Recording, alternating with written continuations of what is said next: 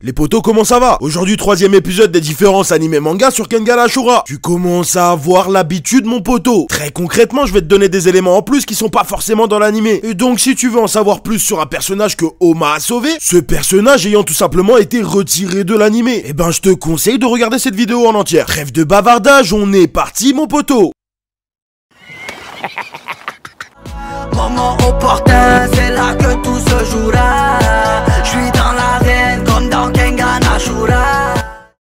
On va commencer sobrement avec un des personnages ayant été pris pour un pignouf. Il y en a plusieurs, hein. Mais bon, Konohamaru fait partie de ces personnages qui n'ont pas réellement été traités à leur juste valeur dans l'animé. Pourquoi je te dis ça? Tout simplement parce qu'il peut pas être correctement jugé par vous, Only Anime, s'il y a que la moitié des informations sur lui. En réalité, c'est un personnage complexe et pas mal développé pour quelqu'un qui va sortir au premier tour. Déjà, commençons par l'origine du personnage et plus précisément parce qu'il a fait rentrer dans la légende de sa tribu. Bon, concrètement, il y a une sorte de rite de passage à l'âge adulte. Et ça, quand ils ont 15 ans. L'épreuve en elle-même, elle est très simple, pas du tout, puisqu'il faut descendre une montagne, non pas à cheval mais bel et bien à pied, choper une sorte de bouc et le remonter sur ses épaules tout au-dessus de la montagne. Bon, on est certainement pas là pour juger les traditions, mais je dois quand même vous dire que cette espèce de bouc, ça s'appelle un jaral. Jaral. Bon, allez, une seule de ces bébêtes, ça pèse à peu près 80 kilos. Est-ce que toi, tu peux monter une montagne avec 80 kilos, soit le poids d'un adulte moyen sur les épaules? Non, bien sûr que non. Bon bah, Konohamaru, lui, il est remonté avec 6 jarals sur les épaules, soit à peu près 6 fois 80, allez, 480. Bon, est-ce qu'il y a besoin d'expliquer plus que ça pourquoi il est devenu le héros de sa tribu? Pour ce qui est de sa vie post-Himalaya, deux informations qu'encore une fois t'as pas forcément dans l'animé. Bon, déjà tout simplement son travail. Il est agent de sécurité pour l'entreprise Nintendo, forcément. Et qu'on se le dise, 2m42, 315 kilos, lui il tient pas la porte, hein. Non, c'est lui la porte. Deuxième information, tu te doutes bien que dans le Kenganverse, y a pas qu'une seule société de jeux vidéo, comme dans notre réalité à nous. Bon bah, Konohamaru, c'est tout simplement le combattant le plus fort parmi toutes ces sociétés. Et je dis pas ça parce que c'est la seule entreprise de jeux vidéo qui fait le tournoi. Non. Il est dit qu'avant le tournoi d'extermination, toutes les sociétés de jeux vidéo ont fait un BR pour avoir des droits d'exploitation. Bon bah, tu t'en doutes, ce bon gros bébé, il a gagné ça relativement facilement, ce qui lui a forcément valu d'être établi comme le champion le plus fort du secteur. Deuxième information, et accroche-toi parce que ça va aller vite.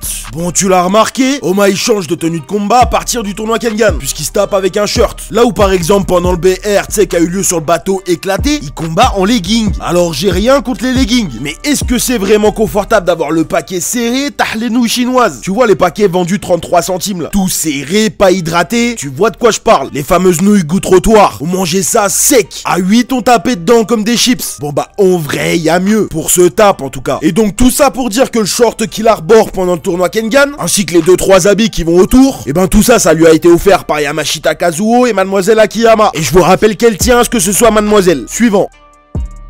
Maintenant parlons du deuxième personnage de cette vidéo qui s'est encore une fois pas fait respecter du tout par la société d'animation, à savoir Morobushi Gozo. Alors lui, poto, déjà t'as vu, tu sais même pas qui c'est. Carrément dans l'animé, il a mis plus de temps à rentrer dans le ring qu'à traverser le mur. C'est lui qui a affronté Wakatsuki Takeshi au premier tour. Ça se passe pas tout à fait pareil dans le manga. Alors oui, il prend très clairement une raclée. Mais pour autant, déjà 1, il a pas mal d'exploits à son actif, et 2, le combat était un peu plus long. Morobushi Gozo, il vient du décathlon. C'est donc pas un combattant au départ. En revanche, faut quand même savoir que c'est clairement le roi de sa discipline. Discipline qui est clairement considérée comme une des plus difficiles, puisque ultra complète vu qu'il y a 10 épreuves différentes. Encore une fois, je le répète, lui, il s'est baladé. Le boug, il se tenait debout, il avait 10 jours. Il était carrément qualifié d'enfant divin. Est-ce que toi, t'es un enfant divin? Bien sûr que non, poto. Mais lui, à l'âge de 16 ans, il avait déjà brisé tous les records de chacune des 10 disciplines. Et pendant 25 ans, il a été au sommet de son sport. Le poto, il avait quand même avant le tournoi 19 victoires pour une seule défaite. Cette défaite étant déjà contre Wakatsuki Takeshi, qui est, je le rappelle, hein, juste l'un des combattants les plus puissants du tournoi. Au passage, c'est même celui qui détient le record de victoire. Donc oui, il y a une différence de niveau. Mais est-ce que c'est normal que le tigre fougueux le respecte plus que la production? Je ne pense pas. Déjà, il a réussi à lui porter plusieurs coups. Il a aussi réussi à encaisser plusieurs coups. J'irai pas jusqu'à dire qu'il l'a mis en difficulté, mais Wakatsuki est quand même sorti du combat en saignant. Là où dans l'animé, frère,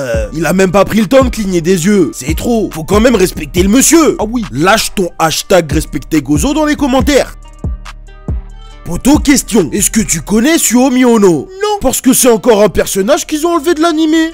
Seigneur, donne-moi la patience parce que si tu me donnes la force, je vais la tuer. Bon, très concrètement, elle fait partie des chefs d'entreprise présents au tournoi Kengan. Elle a hérité de son père une entreprise de métallurgie. Malheureusement, son entreprise, elle a traversé une crise. Et donc, elle a perdu beaucoup d'argent. Évidemment, pour se refaire, elle a inscrit son champion. À ton avis, mon poteau, qui est son champion? Je rigole, mon poteau, tu le connais pas. Parce qu'il s'est fait soulever par Lihito dans le bateau tout pété. Après ça, chose à ne pas faire, elle a fait tout plein de paris sur les premiers combats. Évidemment, elle a perdu. Et donc, à ce moment-là, elle est au bord du précipice. Arrive le moment du combat entre Oma et Inaba. Et vu que tous ces petits chefs d'entreprise ont du nez, non, pas du tout. La cote d'Oma était à 8,10 pour 1,14. Poto, 8,10. C'est abusé un peu, non? C'était pas loin d'être la cote pour le pays de Cassel contre le PSG. Et évidemment, j'ai absolument rien contre les charcutiers et les libraires. Tout ça pour dire qu'ils ont pas respecté Oma et que elle a flairé le coup. Elle a mis tout ce qui lui restait et donc du coup, Oma lui a sauvé les fesses en gagnant contre Ryo Inaba. On la juge pas, d'accord? Elle a proposé à son bienfaiteur de passer dans sa chambre. Et il y avait Carla à côté. Je fais les comptes. Ouais, elle a failli se faire pull-up 2 fois.